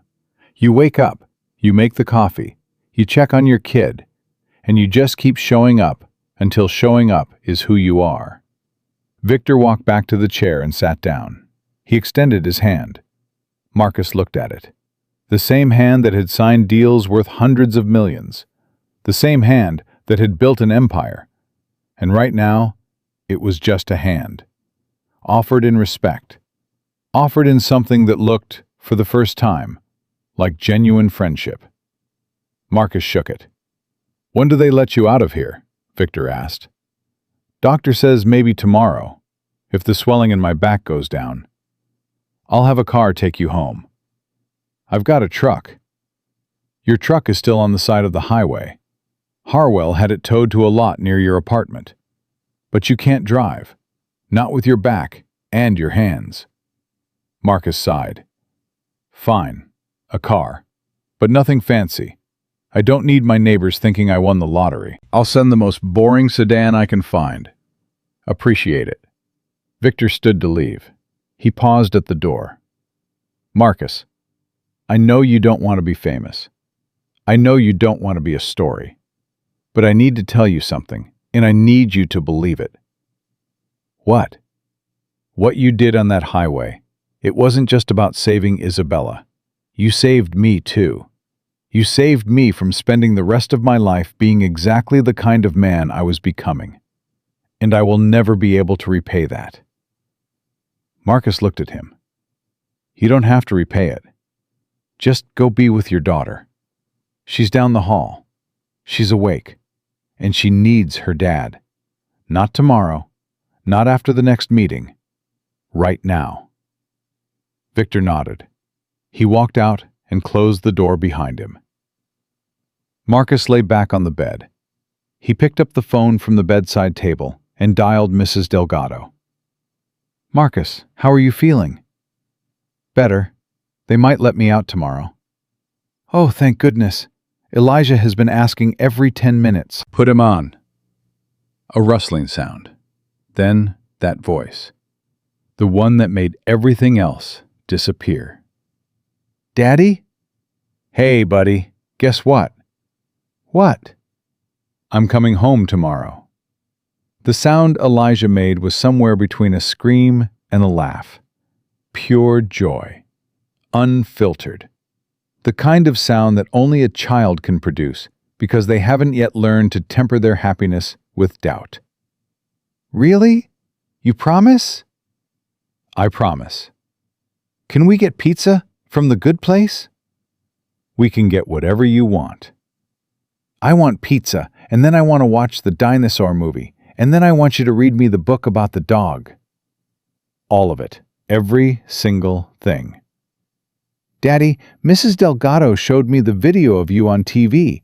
She said you saved a lady. She said you were very brave. I just helped somebody who needed help, buddy. That's all. That's what heroes do. Marcus closed his eyes. That's what dads do. Same thing, Elijah said. And he said it the same way he always did. Like it was the most obvious truth in the world. Like there was no difference between a hero and a father who shows up. I love you, Elijah. I love you too, Daddy. Come home. I'm coming.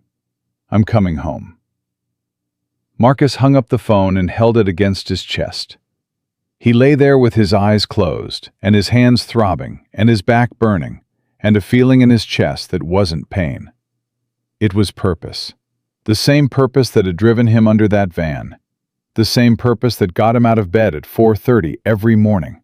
The same purpose that had kept him going through the worst 14 months of his life. His son was waiting for him. And Marcus Reed always came home. Down the hall, Victor Laurent walked into his daughter's room and pulled the chair close to her bed. She looked at him with those eyes, her mother's eyes, and she didn't say anything. She didn't have to. Victor took her hand. He held it. And he stayed. No phone calls, no emails, no strategy. Just a father sitting with his daughter, learning for the first time how to simply be there. The boring sedan Victor promised turned out to be a dark blue Toyota Camry with no logos, no tinted windows, and a driver named Gerald who looked like somebody's retired uncle. Marcus appreciated that more than he could say. It was Saturday morning, 2 days after the accident. The doctor had cleared him with a binder full of instructions, 3 prescription bottles, and a physical therapy schedule that stretched into October. Marcus carried none of it himself. A nurse insisted on wheeling him to the exit, which he hated. But he didn't argue, because arguing took energy he didn't have. Gerald pulled the car around. He got out and opened the back door. "Mr. Reed, I'm Gerald. I'll be taking you home." "You don't need to open the door for me." "My wife would kill me if I didn't. She saw you on the news. She says you're the best man in America." "Your wife hasn't met me before coffee," Gerald laughed and shut the door behind him. The drive took 22 minutes. Marcus watched the city slide past through the window. Strip malls, gas stations, apartment complexes with chipped stucco, and palm trees that looked like they were tired of being alive. This was the Las Vegas that tourists never saw. The real one. The one where people worked double shifts and stretched groceries and hoped the car would start one more time. This was home. Gerald pulled into the parking lot of Marcus's apartment complex. 2 stories. Beige paint peeling off the railings. A playground in the middle of the courtyard with a slide that had been broken since January. Marcus opened the door himself this time. He stood up slowly, one hand on the car roof, and let his back adjust to being vertical. And then he heard it. "Daddy!" Elijah came flying out of Mrs. Delgado's ground-floor apartment like a small missile. Arms wide, legs pumping, face split into a grin so big it looked like it might break his cheeks. Marcus braced himself. He knew the impact was going to hurt. He knew his back was going to scream, and his shoulder was going to protest, and every single nerve in his body was going to remind him that he was not ready for an 8-year-old collision. He didn't care. Elijah hit him at full speed, arms around his waist, face buried in his stomach, holding on like he was afraid Marcus might disappear if he let go. The pain was extraordinary. Marcus didn't make a sound. He put his bandaged hands on his son's head and held him there. He closed his eyes and breathed in the smell of his boy, shampoo and playground dirt, and the grape popsicle he'd obviously had for breakfast because Mrs. Delgado spoiled him rotten. "I'm home, buddy." Elijah looked up at him. His eyes were wet. "You took so long." "I know. I'm sorry." "Your hands are all wrapped up." "They'll get better." "Does it hurt?" "Not right now." That was a lie. Everything hurt. But Elijah was holding on to him, and that made the pain something he could carry. Mrs. Delgado appeared in the doorway. She was a small woman with silver hair and glasses that were always slightly crooked. She had moved from El Salvador 40 years ago and had lived in this apartment complex for 20 of them. She'd helped raise half the kids in the building, and she treated Marcus like a son she'd chosen. "Mijo," she said, and her voice cracked. "You scared me half to death." "I'm sorry, Mrs. Delgado." "Don't be sorry. Be careful. You have a boy who needs you." "I know." She walked over and kissed his cheek. Then she looked at him with the kind of fierce tenderness that only grandmothers possess. "There's food in your refrigerator. I cooked yesterday. Enough for a week. And don't argue with me." "I wouldn't dare." She smiled and went back inside. Marcus and Elijah walked up the stairs to their apartment. It took a long time. Each step sent a bolt of lightning through Marcus's lower back. Elijah held his hand the entire way, walking slowly, matching his father's pace, saying nothing, because even at 8 years old, he understood that sometimes the best way to help someone is to just be next to them. They got inside. Marcus lowered himself onto the couch. Elijah climbed up beside him, tucked himself under his father's good arm, and pressed against his side. "Daddy?" "Yeah?" "The lady you saved. Is she okay?" "She's getting better. She's still in the hospital, but she's going to be fine." "What's her name?" "Isabella." "That's a pretty name." "It is." "Is she nice?" "Very nice." Elijah was quiet for a moment. Then he said, "Daddy, were you scared when you went under the van?" Marcus thought about lying.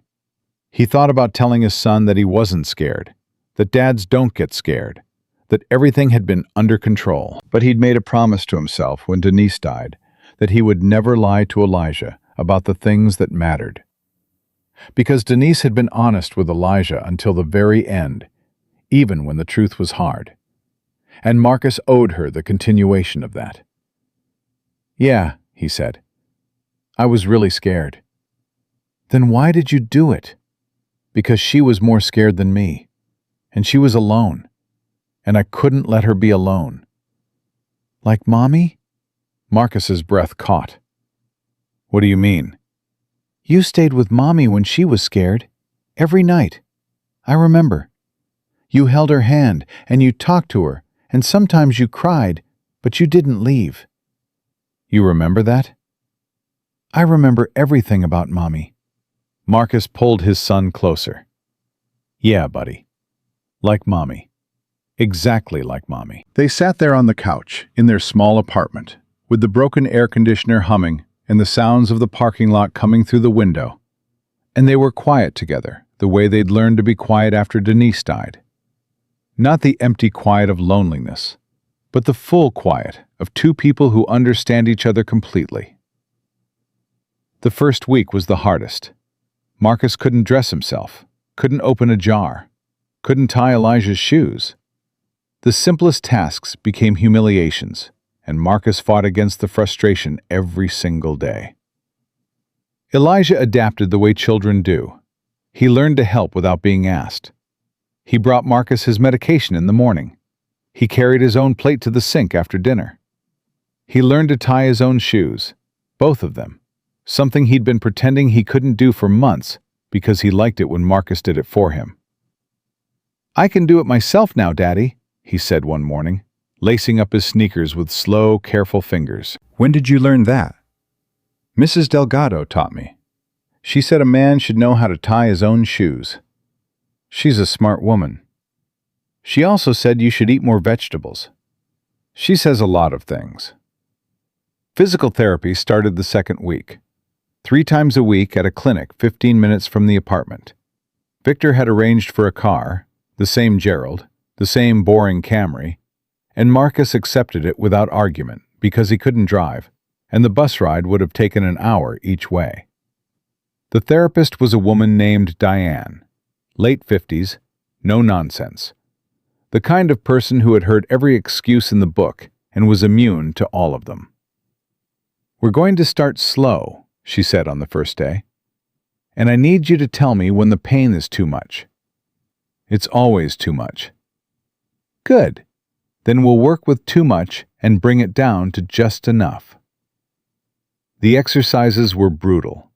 Simple movements that should have been easy but weren't. Stretching muscles that had locked up around the herniated discs like protective walls. Rotating a shoulder that screamed with every degree of motion. Marcus gritted his teeth and did every single one. "You're pushing too hard," Diane said during the 3rd session. "I've got a kid to get back to." "You've got a spine to protect. Slow down." "I don't know how to slow down." "Then learn, because the alternative is a wheelchair." He slowed down. Isabella called him for the first time at the end of the 2nd week. She'd gotten his number from Victor. Her voice was stronger than the last time he'd heard it, but there was still a fragility underneath, the sound of someone rebuilding from the inside out. "Marcus, it's Isabella." "Hey, how are you feeling?" "Like I got hit by a van." "Technically, the van hit your car." "Are you making jokes about the worst day of my life?" "If I can't joke about it, I'm going to cry about it. And I've done enough crying." She laughed. It was a good sound. Alive. Grateful.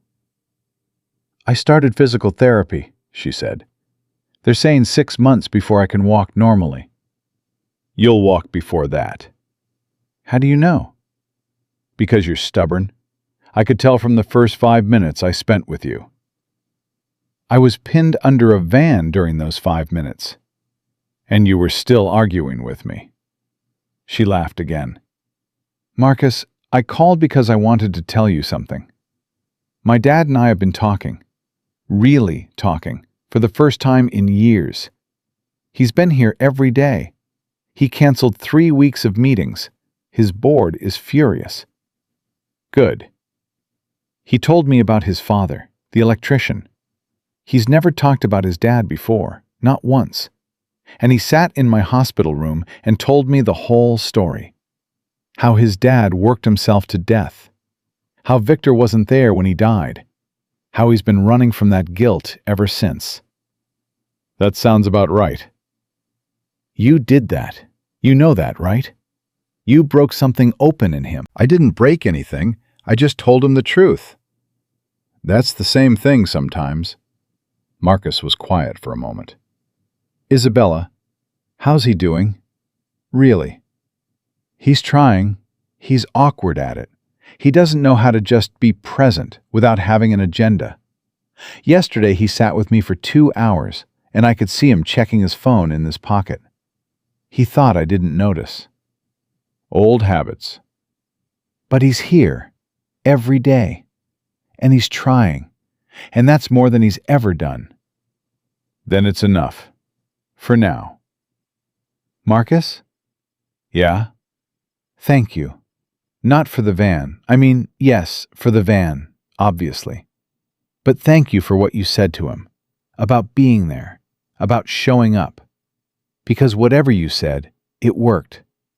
I'm getting my dad back." Marcus looked across the room at Elijah, who was on the floor doing homework with his tongue sticking out the side of his mouth, the way it always did when he was concentrating. "Tell your dad something for me," Marcus said. "What?" "Tell him the hard part isn't showing up. The hard part is showing up on the days when you don't feel like it. On the days when the work is piling up and the phone is ringing and every part of you wants to be somewhere else. Those are the days that matter most, because that's when your kid is watching, and that's when they decide whether they can count on you." "I'll tell him." "Good. Now go do your physical therapy, and don't skip the stretches. They're the worst part, but they matter the most." "You sound like my therapist." "I sound like a mechanic who's doing the same exercises you are. Go." She hung up. Marcus set the phone down and looked at Elijah. "Who was that?" Elijah asked without looking up from his homework. "The woman I helped, Isabella." "The pretty one from TV?" "You think she's pretty?" "Mrs. Delgado showed me a picture. She's really pretty." "Focus on your homework." "I am focusing. I can focus and talk at the same time." "That's called not focusing." "Daddy." "Yeah?" "I'm glad she called you. You smiled. You don't smile enough." Marcus looked at his son, 8 years old, missing a front tooth, great popsicle stain on his shirt, and wiser than half the adults Marcus had ever met. "Come here," Marcus said. Elijah climbed onto the couch and into his father's arm. "I smile plenty," Marcus said. "No, you don't. But it's okay. I'll smile enough for both of us." Months passed. Slowly at first, then faster, the way time does when healing is actually happening. Marcus's back improved. The herniated discs didn't fully resolve, and the doctor said they probably never would. There would be pain, there would be bad days, but the function came back, piece by piece, until Marcus could bend and lift and move the way he needed to. His hands healed faster. The scars remained, white lines across both palms, permanent reminders of the glass he'd crawled through on that highway. He didn't mind them. They told a story he was proud of. Isabella walked again at 5 months, not 6. Marcus had been right about the stubbornness. She called him the day it happened, crying so hard he could barely understand her. "I walked," she said, "across the room. No crutches, no walker. I walked." "I told you." "You told me." Victor was there when it happened. He'd been there every step of the way. Literally. He'd rearranged his entire life around his daughter's recovery. He'd moved the Laurent Foundation's headquarters from New York to Las Vegas so he could be close. He'd cut his travel schedule by 70%. He'd told his board that any meeting that couldn't be done by video call wasn't important enough to take him away from his daughter. Some board members pushed back. One of them, a man named Harding, who had been on the board for 15 years, confronted Victor directly. "You're losing focus, Victor. The company needs leadership, not a part-time CEO who's playing house in Nevada." Victor looked at him. "My daughter almost died. A stranger saved her because I wasn't there. And you're worried about quarterly growth?" "I'm worried about shareholder value." "Then let me tell you what I've learned about value, Harding. Value isn't what the market says it is. Value is what's left when everything else gets stripped away. And when that van was on top of my daughter, the market cap of Laurent Technologies meant absolutely nothing. What mattered was a man with grease on his hands who refused to let her die alone. That's value. Everything else is just numbers on a screen." Harding resigned from the board the following week. Victor didn't try to stop him. 3 months after Marcus left the hospital, Victor called him with a proposal. "I want to create a foundation," Victor said, "focused on emergency response, civilian rescue training, and support for people who intervene in crisis situations. Legal support, medical coverage, financial assistance for the time they're recovering. Everything you should have had and didn't." "Okay," Marcus said. "What do you need from me?" "I want to name it after your wife." Marcus went silent. "The Denise Reed Foundation," Victor continued. "Not the Laurent Foundation, not my name. Hers. Because everything I've learned about courage and showing up and being present, I learned from a man who learned it from her." Marcus pressed the phone against his forehead. He closed his eyes. He saw Denise's face. Not the face from the hospital, thin and pale and fading. The face from the photograph on the kitchen wall, laughing at the beach, hair blowing in the wind. Free. "She would have loved that," Marcus said, and his voice broke on the last word. "Is that a yes?" "That's a yes." The Denise Reed Foundation launched 6 months later. Victor funded it with $50 million of his personal wealth. Not company money. His money. Because he wanted it to be personal. Marcus didn't run the foundation. He didn't want to. He went back to work at the auto body shop, the way he'd always planned. Ray, his co-worker, welcomed him back by handing him a wrench and saying, "The Mustang in Bay 3 has been waiting for you. Nobody else can figure out that transmission." "Nobody else has patience," Marcus said. "Nobody else is crazy enough." Marcus laughed and went to work. But things were different now. Not because Marcus had changed. Marcus was the same man he'd always been. The same man who got up at 4:30. The same man who checked his son's homework and read him a story and fell asleep in the chair. Things were different because the world had finally noticed what Denise had always known. That Marcus Reed was extraordinary. Not because of what he did on that highway, but because of who he was every single day before it. Elijah started 3rd grade in September. On the first day, his teacher asked the class to write about their hero. Most kids wrote about athletes or movie characters or astronauts. Elijah wrote 3 sentences. "My hero is my dad.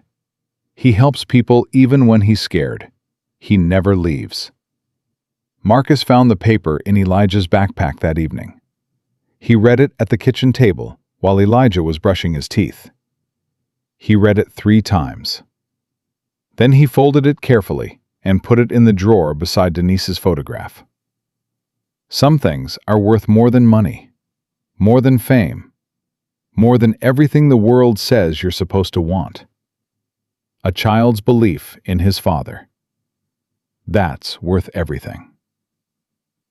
On a Saturday in October, almost 4 months after the accident, Marcus took Elijah to the park. The same park they'd always gone to. The one with the basketball court that had cracks in the concrete and rims with no nets. They shot baskets for an hour. Marcus's back ached. His shoulder pulled. He missed more shots than he made. Elijah beat him 11-7 and celebrated like he'd won the championship of the universe. "Daddy, you're getting old." "I'm 33. "That's old." "Watch it." They sat on the bench afterward. Elijah drank a juice box. Marcus drank water from the thermos he brought everywhere. "Daddy?" "Yeah?"